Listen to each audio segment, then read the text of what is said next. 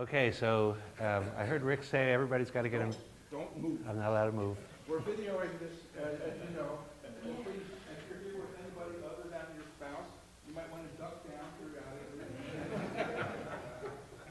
And if you see any of the back when you move, just say, don't move. So let's get everybody involved. Good morning, everybody. Good morning. LA, yeah, great place, lots of stuff to do. If you have questions, most of us on the faculty live here, so we can probably tell you what's fun. So those of you who have listened to me before know that I spend a lot of time critiquing the literature, and I have a 2-year fellowship that basically addresses the issues of how to do studies, of how to do research, and what are the flaws and frailties in research. So we're not going to cover it in a half hour. But what I'd like to do is raise a few of the big ticket items that are present in basically any journal that you read. You can't pick up a journal without finding the flaws we're going to talk about. And what I did a few years ago is came up with about 12 of these. We probably could come up with 25 really key ones, but I came up with 12 major problems that you see over and over and over again in published articles that limit the validity of what they claim. And let's be clear right at the start. So, there's this whole notion of evidence-based medicine as though there's truth out there and all we have to do is do the studies and we'll find the truth. And for many, many years I've been saying that we need to understand the way that research is done, and research is really important, but it's not the truth. And there is no such thing as perfect research. Any research you do, you have to introduce bias into it because in order to avoid certain types of bias, other biases creep in. So you're really choosing amongst different biases and trying to limit them in a way that your research has meaning. In addition, any one study can get it wrong. Chance plays a role. So we have to be really a little bit sophisticated in reading. That doesn't mean we throw it out, but in the same way, we don't have simplistic notions of throwing out experience and expertise and only believing what's written in published papers. So it's really important to be able to read the literature. That's what we do. This whole course is about the literature, but it's also important to remain skeptical. So again, what this talk is intended to do is highlight a few of the big, grotesque, giant ways in which researchers and authors are often fooled by their own results, and which, with a little bit of looking carefully, we can pick up. And I promise you that the things we're going to talk about today, you cannot pick up a single issue of the New England Journal or Lancet or any journal you want without finding examples of the exact same flaws we're going to talk about. I've come up with 12 big ones. 6 we're going to do this year, 6 we'll do in next year's course. And these are not the only ones, and they're just sort of big ticket items, but they're a little bit fun. So let's just jump into it, and we're probably not going to cover all 6 today, but we'll cover at least a couple of them. So the first one has to do with cause and association. So here's a famous study. Famous study was done looking at the causes of lung cancer. And the way the study was done is they took a whole bunch of people who had lung cancer and a whole bunch of people who didn't have lung cancer, and they looked for different exposures in the two groups.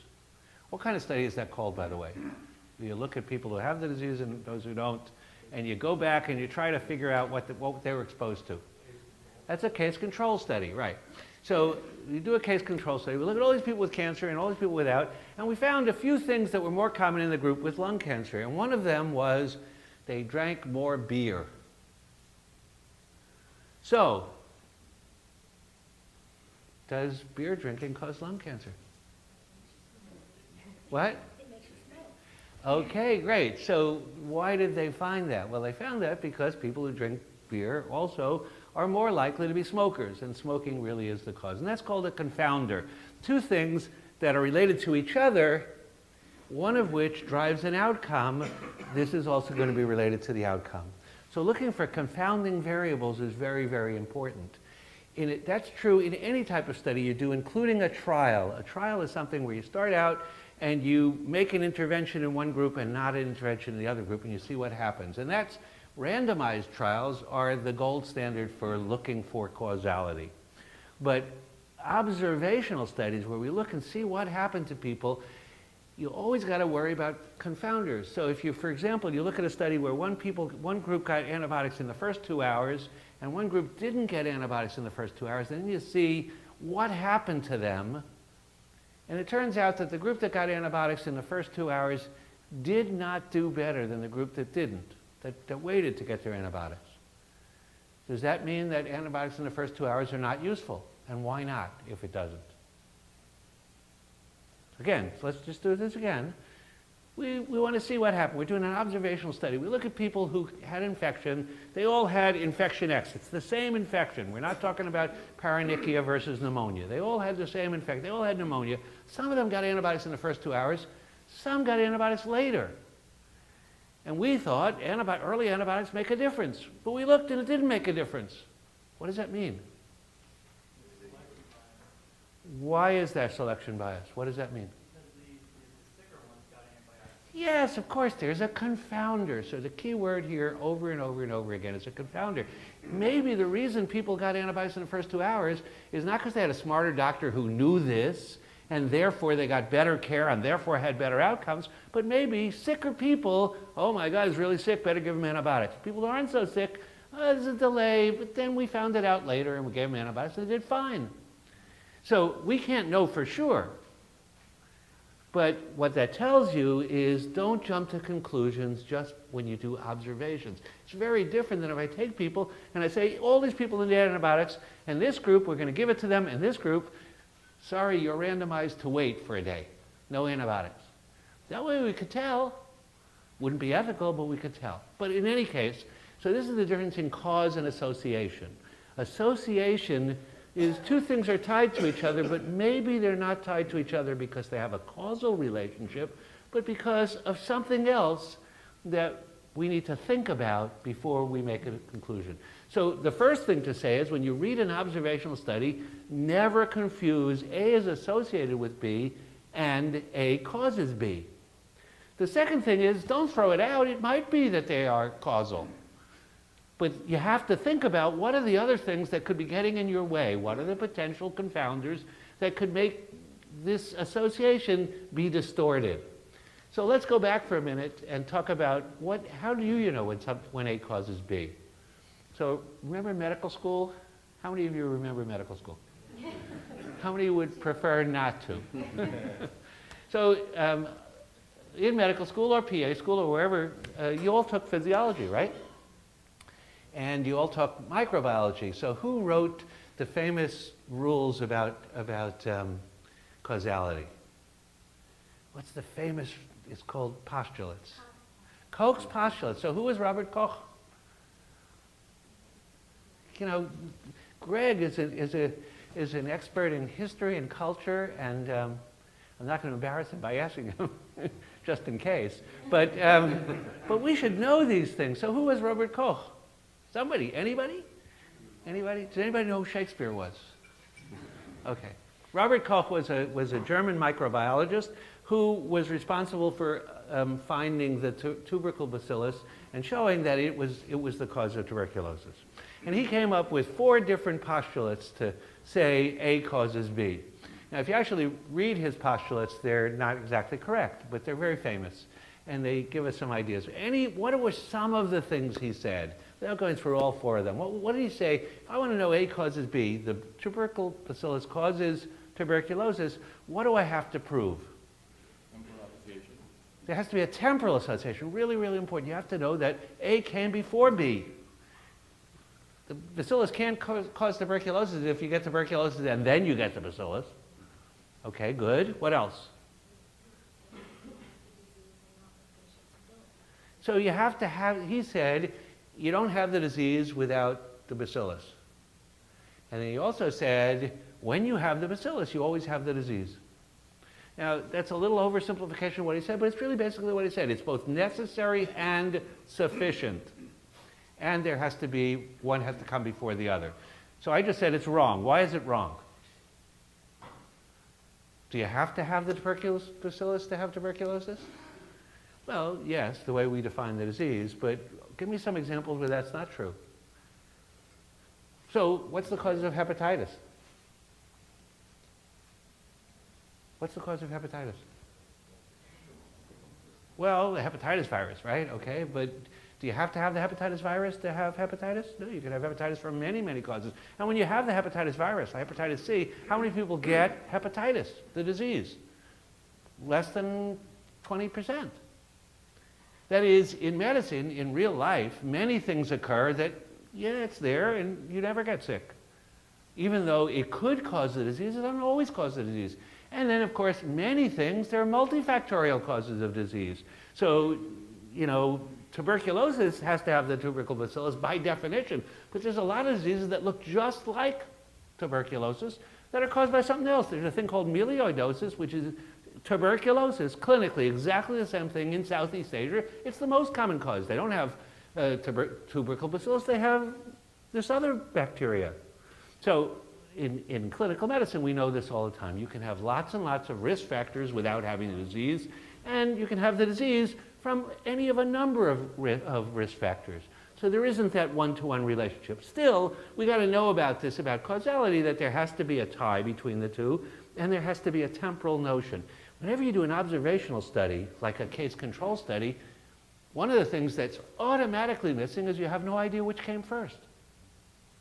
Okay? Now, I promise you, go look at journals, you will find all the time people doing observational studies and then claiming causality. And that's really fundamentally, completely wrong. And you've got to watch out for it. It's amazing that journals don't pick it up, but they never do. Okay, so that's sort of one big thing. Causation, association are different. Don't throw the baby out with the bathwater. It's worth thinking about. Maybe it causes it when it's associated. How would you know? Association is very, very strong. There's reason to believe there might be a temporal relationship. Seems to be true that when you don't have the exposure, you don't smoke cigarettes, very few people get lung cancer, unless they had some other good reason like asbestosis. When they do smoke cigarettes, there's a very high relationship. You know, there's a dose-response relationship. But ultimately, you can never prove causality based on associations. All you can do is say, it sure looks like it. Most of the time, unlike lung cancer and cigarette smoking, we're nowhere near there. Okay? Next thing, let's go to another little thing here. External validity of studies. I'm gonna sort of skip over that one. What does that mean? Just very briefly. What am I talking about, external validity of studies? No, that's a little different. So that's reproducibility of a study. You know, I found it in one population, you know, I found it doesn't mean, it could have been just by chance. But external validity is a little bit different. External validity means the group in which I found it in is relevant to the patients you take care of. So we sometimes will report something about infectious disease. In the kids who had the disease, they all had the following marker or something like that. And then you find out that it was all done in Malawi. Well, you know, and the disease was some parasite that's not true in America. You're not going to try to take from it, well, I better go looking for eosinophils if I want to rule out bacterial infection, because it's not related to the patient you're talking about. So that's a weird example. What are some good examples of external validity for what we do? What should jump out at you? Well, anything that's done not in an emergency group. Emergency patients are probably different than other patients. If you're looking for risk factors, for example, when do they come in to see the doctor? They go to see, if it was done in primary care, that's going to look very different than what drives patients to an emergency department. So if you want to take things home, you got to say, does this look a little like my patient? Now, what happens in most studies when I'm a researcher, I want to find out X. Let's even say that I'm really motivated to find out X because somebody's paying me to, because I want to prove that this drug works because I'm working for the people who are selling this drug. When I'm doing that, when I'm deciding how to study it, are there any things that I want to try to build into my study to make it look good, like the drug is going to work. What could I do? What? Yeah, so I'm going to try to select patients where the drug will work. And there are a couple of basic rules for how I do this. And I keep asking you because I want you guys to participate. And not so much because I want you to read my mind, but because it's good if you have to think of it for yourself. Even if you don't think of it, it's okay, because just sort of trying to come up with the answer helps us get the juices going. So, what are some ways? I have a drug, I have a control group. I want to show the drug works. What patient population would I pick to show the drug works? So let's assume the following. It's a drug for an infection, okay? And I want to prove that it saves lives. What patient population should I use? Young, healthy one. Well, I certainly don't want to use use people who are going to die anyway, right? People who have really bad comorbidity, they're going to die. So I don't want to do that. So I want to use people chronically. I want to have low acuity bias. I don't want to have really sick patients. What's the other big rule I want to follow? Acutely, I want to have high acuity bias. If I'm treating paronychia, that nobody's going to die no matter what I do. So I can't prove that the drug saves lives. I want people who are sick enough that they're going to die without treatment. So I have a high acuity bias for the acute illness, but paradoxically, I have a low acuity bias for chronic diseases. I don't want people who are non-fixable. Does this really happen? Go look at the literature on sepsis. When you look at any paper, I don't know if you read papers. Do you read papers? We listen to you. Okay. How many people have ever read beyond the abstract? and beyond the conclusion of the abstract, right? Okay, the only part of the paper that's really worth reading is the methods, but it's boring, so I'm overstating this a little bit. You got to read the methods, okay? And if you read the methods, one of the things that you really see all the time is inclusions and exclusions. So go find any of the papers you can looking at sepsis, the big papers on sepsis, particularly the drug industry-sponsored papers on sepsis. Now, who gets sepsis that you see sepsis?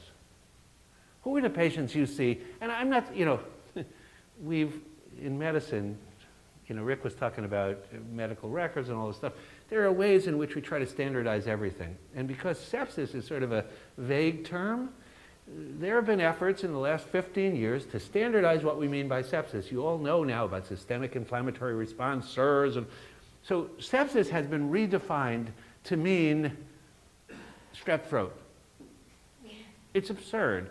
But if you actually read the definition, it's you have to have a fever and a bacterial source and one other thing, like to have a white count or they have a node or something. So if you actually look at it, strep throat meets the criteria for sepsis. It's absurd. So I'm not talking about that type of sepsis. I'm talking about what you and I learned in medical school. Sepsis is somebody who's sick, right?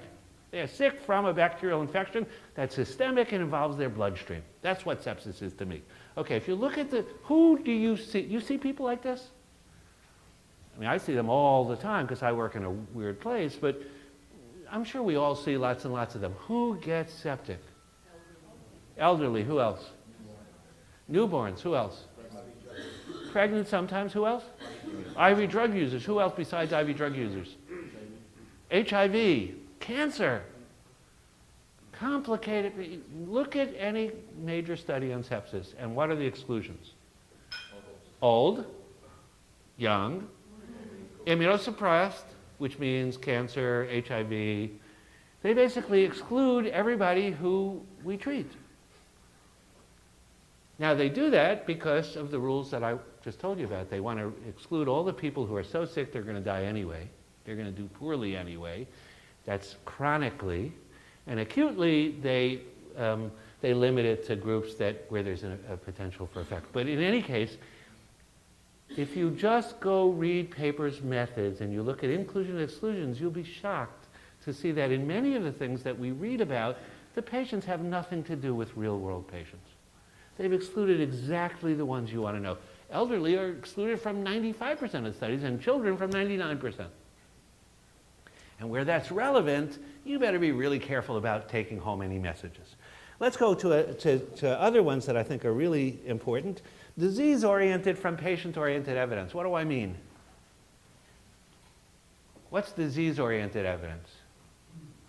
This is bigger in internal medicine and primary care than it is in emergency medicine, but it's true everywhere. What's disease-oriented evidence? Is that like surrogate markers? Yes, it's a number. So I want to know, does the drug lower your cholesterol? So I measure it, and it does lower your cholesterol. Isn't that great? We got a new drug, it lowers your cholesterol. What's a patient-oriented evidence? Does that make a difference? Does it make it, does the patient know what their cholesterol is unless you tell them? Oh my God, I think my cholesterol's up today. I'm feeling a little fatty today. So patient-oriented evidence is things people know. So what are the things that people know? Am I dead? Well, they only know that if they're not. Death. Did I have a heart attack? Did I have a stroke? I don't mean did I have a heart attack where I had a troponin leak. I mean, did I have a heart attack, which has changed my life? Real patient outcomes. Why don't we see, most studies don't measure patient outcomes, they measure surrogate markers, disease-oriented outcome. Why? It's way easier. You have to spend a long time to measure death, and you have to have a lot of patients to know a difference in death, or even heart attacks or anything. Much easier to measure surrogates. When is it okay to measure a surrogate?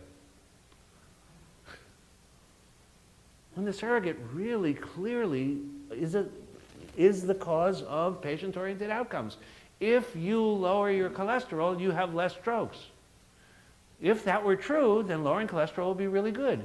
Where's the evidence that lowering your cholesterol decreases the number of strokes? Do you know that? Have you ever asked? Well, we did a whole chapter on this 3 or 4 years ago where we looked at sugar and outcomes, patient outcomes in diabetics. And there's not only no evidence that lowering your sugar improves your real outcomes, but there's overwhelming evidence that it doesn't. Do you know this? Do you think the American Diabetes Association would agree? No, what they say is, we know that's evidence, but it doesn't count. We know because we're experts. But the truth is that lowering your sugar doesn't change your patient-oriented outcomes. So if what you're studying is, did the drug lower your sugar, that makes no sense. Same is true for cholesterol. The only difference there is it's not proven that lowering your cholesterol doesn't help. There's lots of reasons to be pretty certain that it's true. It doesn't help. There are many drugs that lower your cholesterol, the outcomes are worse. The only drug where outcomes are better when you lower your cholesterol is which class of drugs? Statins. There is evidence that taking a statin does actually decrease bad outcomes. But there's also pretty good reason to believe that it has nothing to do with cholesterol. Not only that, before you get too excited about statins, statins are the best-selling drug in the history of the world. And that's because they, I'm keeping you busy, right? I'm not going this way, but how about if I turn? They're the best-selling drug in the history of the world because there is some evidence that they actually change patient-oriented outcomes. Make them better. How much better do they make them, by the way? Almost not at all.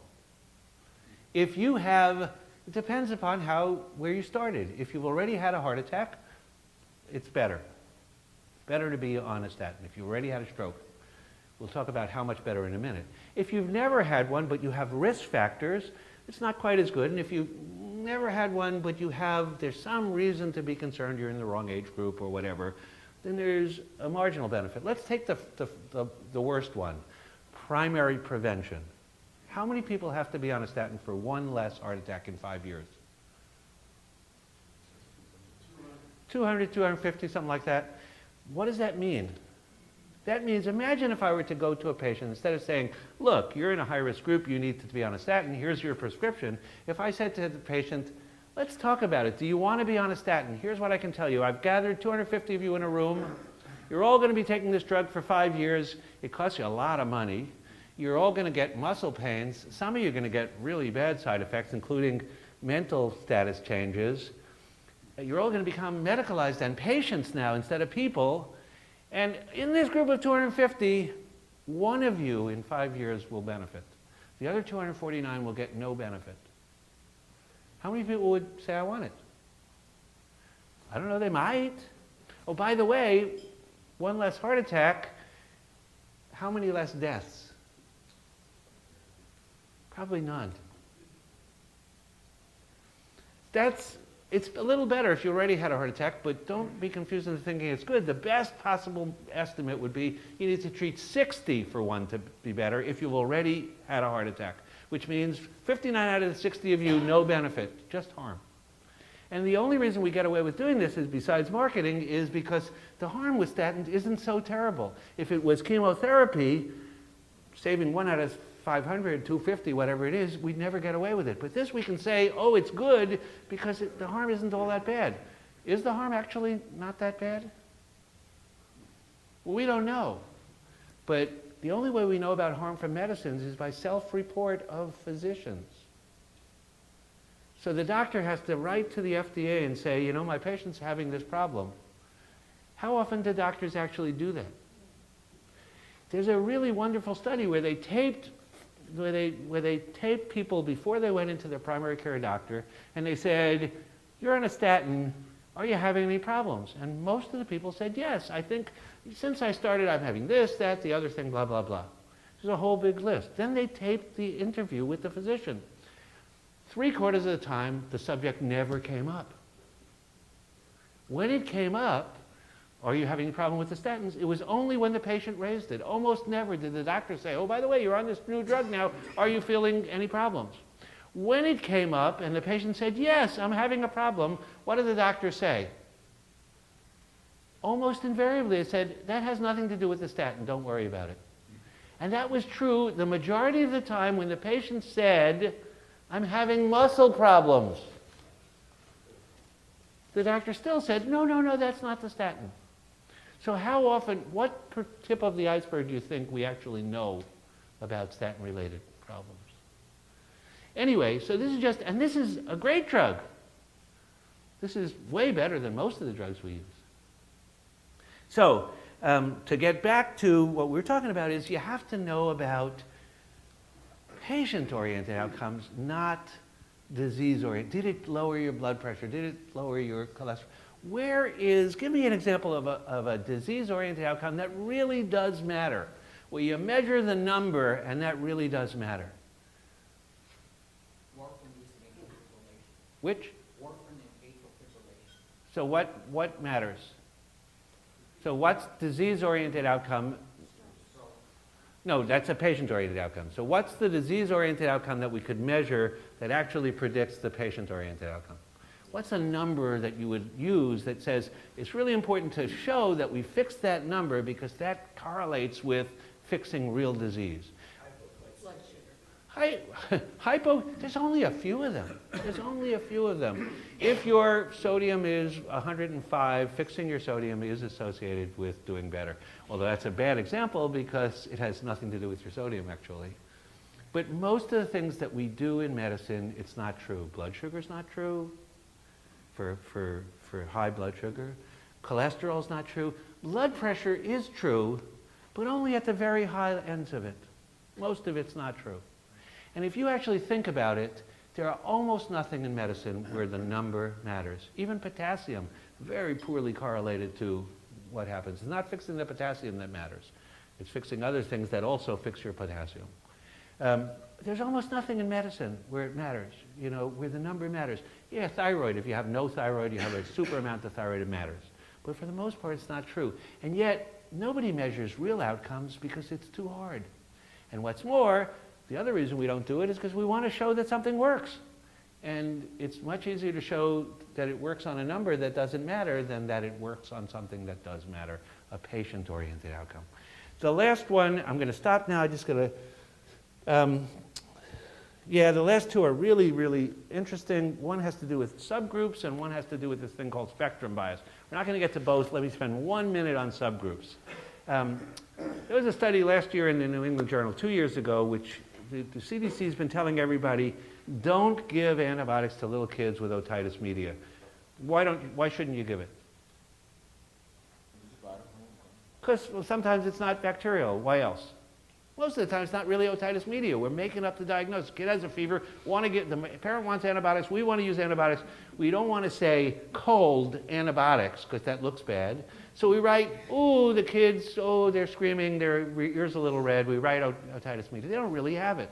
And when they do have it, it's often not bacterial. So CDC and antibiotics causes all sorts of problems. So the CDC has a big push not to use it. Then this article came out in the New England Journal, sponsored by the makers of the drug, which said high-dose augmentin was good for otitis media. So that's pretty important. That the New England Journal, big-time study, millions of dollars of reprints spent to give to doctors to prove that we should be using it. So there were a whole bunch. It's sort of scandalous study because it was sort of fraudulent. A lot of reasons why it's bad. One of the things they did was, we talked about external validity. It was a little different than most of the patients who actually get it. They actually did tympanostomy to prove that the person really did have otitis media, and they looked for all the things. You had to have the things that highly predicted bacterial otitis media. So if you're really going to do it for the real case with bacterial otitis media, that's different than what's mostly done. But okay, let's assume we really did that. Okay, they looked at those people, and what they found was a very marginal difference in benefit. About 15% got better with the drug versus placebo. Well, 15% is better than nothing, except for what? What do you have to ask when you say 15% are better? What else do you have to ask? First of all, you have to ask about harm. How much harm was there? 15% also had more diarrhea. So the benefit and the harm were about the same. Well, you also have to ask, what's the benefit? And the benefit was 1 day earlier before they said they're feeling better. So the best you could say about this study would be if you really are careful and only give it to the exact right person, it seems pretty marginal. You get a little benefit, you get a little harm. But the reason I'm mentioning this study is for other reasons. Because the other thing that they did was, the reason that they were able to say this is because one of the primary outcomes was this particular measure of benefit. They said it actually does benefit. It's our primary outcome. So I want to tell you two things. I got to stop, but I want to tell you two things. They had 4 primary outcomes. What were the others? Well, let's not go there. You should be asking me another question before I go there. What does the word primary mean? How can you have 4 primary outcomes? There's only supposed to be 1 primary outcome. Why is that important? Because the way we do statistics is all based on, we had a hypothesis and we tested it. The more hypotheses you test, the more likely you're going to find things that are meaningless just by chance alone. Let me give you an example. 1,000 patients in each group, 10% mortality, drug A versus drug B. Drug A and drug B are the same. They're exactly the same. There's no difference. They are the same drug. If you look at 10 different outcomes, drug A versus itself in that study, what's the chance you'll find one that's twice as good as itself on one of your 10 outcomes? 99%. 5% chance, which is the number we use as p-values, 5% chance that one drug A will be at least 10 times better than itself in one of the 10 outcomes. Now in this, they started out with 4 primary outcomes. That makes it, enormously likely you're going to find some benefit in one of the outcomes. Most studies don't use 4 outcomes. If you actually look, they have 95 different outcomes because they have by age and by time. And each of these, you could have 1 million different cut points. So you have an infinite number of outcomes. You have to find things that are different. Oh, by the way, the final thing I'll just mention is they had 4 primary outcomes. That's completely unfair, not allowed, terrible. In the New England Journal, they have it right there. But the really good news is that David Newman went back and looked at the registry of the trial, what they said they were going to do. And guess what? 2 of the 4 primary outcomes, including the one that they said was the big benefit, were not primary outcomes when they registered the trial. They changed it. And not only did they have 4 primary outcomes, an oxymoron, but they weren't the same ones that they claimed to be looking for. So after they got, so it's like this. I'm going to throw my dart at the wall, and then wherever I hit, I draw a circle around it, and I say I got a bullseye. That's exactly what this is. We found these outcomes. It wasn't the one we were looking for. Let's change it and pretend it was the one we were looking for. So, I'm over. This is just the tip of the iceberg about this, but it should get your juices flowing. And think about, when you read things, you got to read critically.